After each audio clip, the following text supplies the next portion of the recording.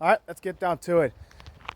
Now, look, I love Michael Chandler as a fighter. I love his fighting style. I love which country he represents, which is the good old US of A. I love everything about Michael Chandler, except who he represents. He represents Bellator.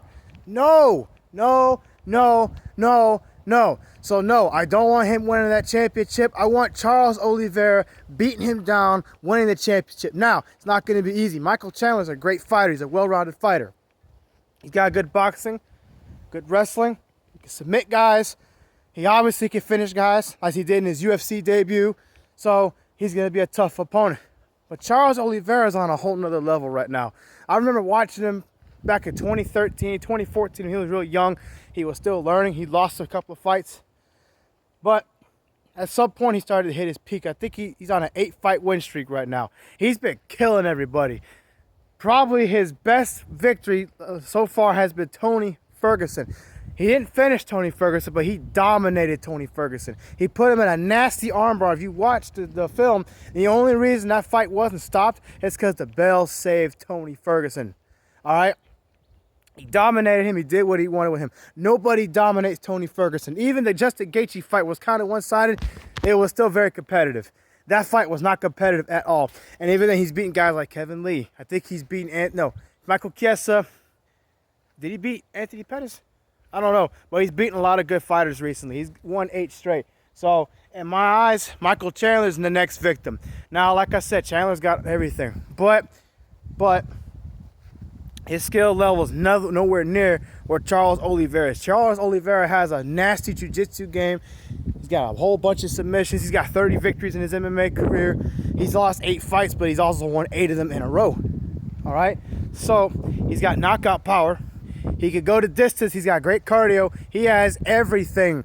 Basically saying the same thing about Michael Chandler, but a better version. So as far as my prediction goes, I got Charles Oliveira winning this fight by TKO in the 3rd round. I think Chandler's going to put up a fight. He's going to keep it competitive with his wrestling, with his boxing. He's going to give Charles Oliveira a fight, no doubt about it. You know, Bellator's not a pushover, but the UFC is better than Bellator right now. They got the better athletes. So I got to give the edge to Charles Oliveira. It should be a competitive fight. It might be fight of the night, but if it's not, that wouldn't surprise me neither. I just think Charles Oliveira is in his prime right now as a fighter.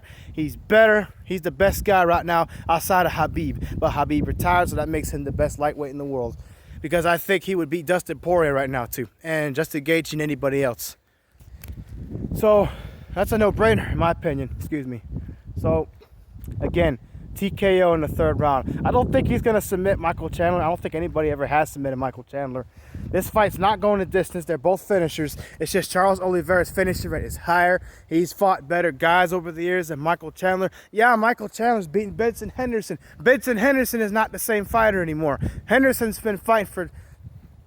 He's great overall championship-wise, but he hasn't been great since 2015, 16, 17 when he first started with Bellator. He's kind of gone downhill since then. I bet if Benson Henderson went back to the UFC right now, he ain't fighting for no title. He's not going to be a top contender. It's not his time anymore. So you beat him, great. Can he do the same to Charles Oliveira or a Tony Ferguson or a Conor McGregor or a this one and a that one? It remains to be seen. Dan Hooker's a good fighter, but he's not a top guy, obviously. So we'll see what happens. Now, don't get me wrong. I wouldn't be surprised if Michael Chandler pulled off his victory if Charles Oliveira showed up and didn't fight his fight like he should fight. But if Charles Oliveira shows up like I know he can and everything like he always does, there is no reason why he cannot beat Michael Chandler, why he loses to Michael Chandler. He should beat him without any problems if he shows up at fights like I know he can. All right, that's my final pick. Like, comment, subscribe. We'll talk later.